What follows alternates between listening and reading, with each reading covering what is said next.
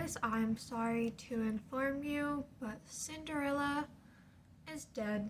What's up guys, my name is Moo. I am a college student that loves reading and I'm here to share my love with all of you.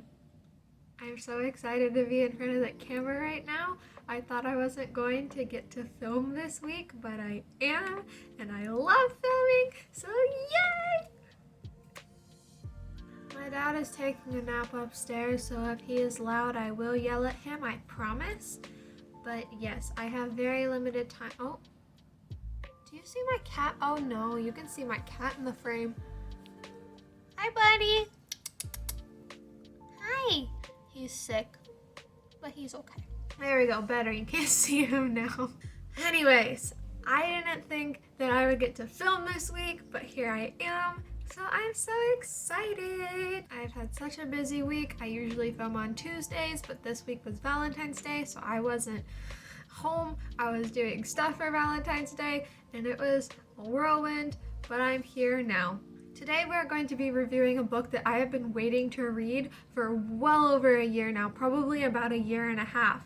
It is called Cinderella is Dead by Kaylin Barron. As you may have been able to guess, I am very into fairy tale retellings, as I have said before, and this, my goodness, was a fairy tale retelling, and they did it right. First off, cover appreciation, because you know I love to appreciate a cover.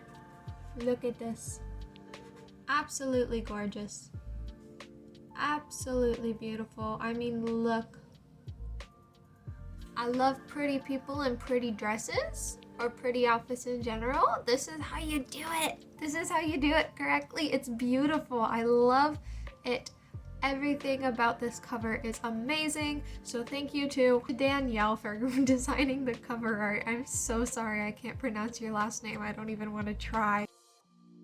This book popped up when I looked at an article for fairy tale retellings because that is one of my favorite genres ever. I love when people take fairy tales that we all know and love and turn them into stories of their own, and this is just a really good example of this. I want to say, even though there are some things that I will talk about that I didn't necessarily enjoy, I want to say first and foremost that I think that the storytelling was so good. It's obvious Barron was passionate about this book.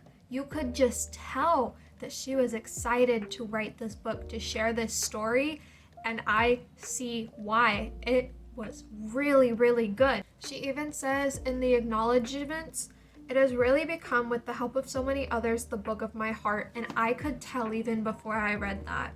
You can tell she just was so passionate about writing this book, and I think that's so cool. But we should probably read the summary, huh? It's been 200 years since Cinderella found her prince, but the fairy tale is over. Now, teen girls are required to appear at the annual ball, where they are selected as wives by the men of the kingdom. Any girl without a suitable match is forfeit. 16-year-old Sophia would much rather marry Aaron, her childhood best friend, than parade in front of suitors. At the ball, Sophia makes the desperate decision to flee and finds herself hiding in Cinderella's mausoleum. There, she meets Constance, the last known descendant of Cinderella and her stepsisters. Together they vow to bring down the king once and for all, and in the process they learn that there's more to Cinderella's story than they ever knew. Ooh. That summary had me in a chokehold. The second I read it, I go, I need to read this book. And did it take a year and a half? Yes, it did. But I got around to it and I read it in 2 days because it was that good. 2 days. I am a fast reader. I read books very quickly, but this one I was just passionate about reading. I could not put it down. It was so good. That being said though, it was definitely created for an audience younger than I was. The writing style was very juvenile, and I don't say that as saying the author's writing style is juvenile. I just feel like for this book, she decided to write for a younger audience, and I don't think that's a bad thing, even though it got a little tedious for me at some points. It's not terrible. The writing style wasn't my favorite, but the storytelling is really what kept me going, and I'll get into that soon. But first, I will talk about kind of what this book is all about. I would call this book an exaggerative look on today's society. It's obviously not a depiction of today's society. However, it's reminiscent of things happening today, and there's a lot of things that were said and done that I go, oh, I've done that in this age, you know? It's pretty relatable, which I found pretty cool, and also pretty depressing because I wish I didn't relate to it. But that's neither here nor there. Anyways, in this society, women are more seen as objects than of people, and that is not cool. In the society, women don't get to choose what they do with their lives. They're required to go to an annual ball where they get chosen by a husband. They get no say. They get chosen by whoever plucks them out of the group. Or if they don't get chosen, they are forfeit, which means they have to go do work in labor camps for the rest of their life. That's what they're taught. They're also required to read the story of Cinderella and know it by heart and live their lives based on Cinderella's story. And it's the story we all know and love. It's the one where Cinderella is living with her stepmother and stepsisters who hate her, and she's having a terrible time, and then the fairy godmother comes and, you know, gets her ready for the ball, and she falls in love with the prince and they get married. We all know that story. However, it's not the real story in this universe. Who would have guessed? Now, Sophia is a very outspoken person. She doesn't like the laws, and she will make sure you know it. However, free speech is not okay in this country. You will get imprisoned or killed if you speak against the king. So she was being very reckless. The problem was Sophia's lack of self-awareness. I get if you want to speak up and fight for your own rights, and if you want to fight knowing that your life may be in jeopardy, that's your choice. You get to make that choice for yourself. However, Sophia was doing it in a way that could put her friends and family in jeopardy. I had a problem with that as a reader. Multiple times near the beginning of the book, Sophia was called selfish, and I agree. If you're not going to think about what could happen if you are heard speaking against the king, what could happen to your family, that's selfish. If you don't care that your parents may die because you're speaking out against the king, that is selfish. And later in the book, Constance says, oh no, you're not selfish, Sophia. Yes, you are. It's not selfish to want a better life, but it is selfish to do things that will put other people in danger. I really like Sophia as a character, but I will not stand for that. She was also a little bit, you know, not like other girls in the beginning, which I was really frustrated by. And obviously she's not going to be like other girls if she's the only one standing up against the government. But it was very, oh, other girls do this, but I do this. Like, you didn't need that narrative to continue the story. We know she's different. She doesn't need to be like, well, everyone else does this and I do this. We know that. It's only when people bring up that they're not like other girls that people have a problem, you know? Be yourself unabashedly, but don't shame others for wanting to fit the mold. I say that as a girly person who always felt really sad in the mid to late 2000s when I was growing up because, you know, the color pink and princesses and all that stuff was shamed. And I was just like, but I like these things, so am I not as good as they are? It was that kind of thing. It's just a damaging thing for everybody. It teaches you that femininity is wrong. It's not. There's two sides of the spectrum, and people are going super far on both ends. We can meet in the middle. Everyone can be themselves and have a good time with it. That's cool. Just be a good person and be yourself. That's how you should live your life. So I didn't like the I'm not like other girls attitude that Sophia had at the beginning, and that did change, But at first I was just like, oh no, she's gonna be one of these characters. Another problem I had with her at the beginning was how she treated her parents, because she persisted with this narrative that her parents were terrible and they didn't look for her best interest and they didn't want her to be happy and da da da da da. That's not the case. You could definitely see that both her mother and father cared for her so much, but they had to choose between her being happy and her being safe. I'm not a parent, I don't want to be a parent, but I know that I'm sure most parents, 99%, want their kids to be happy and safe. When you have to choose one or the other, I'm sure it's heartbreaking, but I'm sure most parents would choose safety over happiness, and that's just what Sophia's parents were doing. She didn't see it that way though. She went, oh, you don't want me to be happy, you don't want me to be with the love of my life, who is her child best friend Erin, who by the way is a woman. I know that may not have come across in the summary, but Erin is a woman. But Sophia did not see it that way. She did not see how much her parents loved her and wanted her to be safe.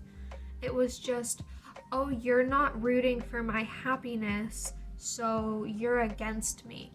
And that's not what was happening. I wish that we saw a point where Sophia came around and realized what her parents were doing, but she's just a 16-year-old girl, and teenagers are always like that. I was like that with my parents, and looking back, my parents were some of the best role models I could have asked for. I see why they did everything they did now, and hopefully Sophia will too, and hopefully Sophia will too when the time comes, but she hasn't right now. Another small thing is I wish I knew what Erin looked like. I scanned this book many times, but there was no physical description on her, and I guess that doesn't matter in the long run, and I imagined her as I would, but we have no way to tell what she actually looked like, and that was just a small thing that I wish changed. But those were my complaints. Let's not end it like that. We should talk about the things that I did like about this book. Like I said, the storytelling was amazing. I think that the way the story was told, even if the writing style wasn't my favorite, the story itself was one of the best retellings I have ever read. I thought the entire journey was really fun. I thought that the relationship between Constance and Sophia was really good. It felt really natural. I really enjoyed that. I thought it was really cute. They were really cute together. But the journey itself was really good. The retelling of Cinderella was really good. The characters were all very interesting. The only gripe I had about character interactions, though, was Sophia and Amina, someone who accompanied them on the second half of their journey. Amina and Sophia. Constance and Amina would just constantly butt heads, and it was really childish and really petty, and it was between a teenage girl and an old woman, so it's just like, why is an old lady going out of her way to be petty?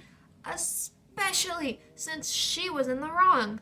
Yes, she was in the wrong. She did something to hurt Constance, and yet she's being petty. I understand a teenager being rude and petty when she's hurt, but an old lady who was in the wrong, maybe if it was written in a way that she was only biting back because she was guilty, I would have appreciated, but that's just not what happened.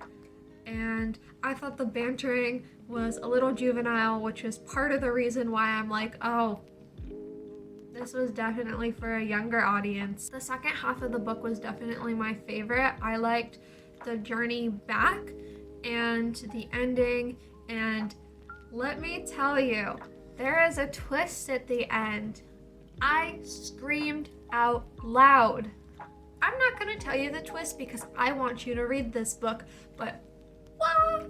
It was amazing, okay? I was absolutely surprised. I was shocked.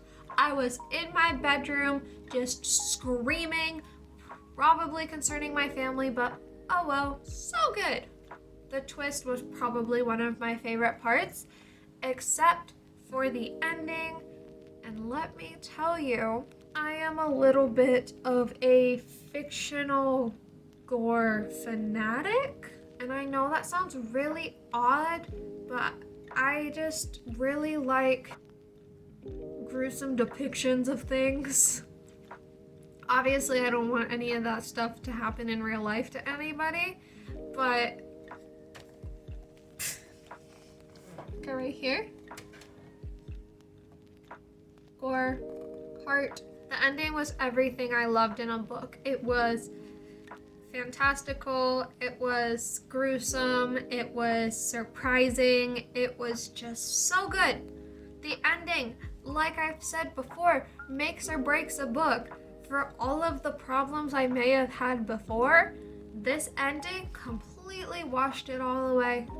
I can't even complain much, even though I just did. I can't even complain much because the ending was that good. I will tell you that this book is really good to give to young women. I think we should teach feminism early because when I was in middle school, I know for a fact that I was like, I don't want to do that.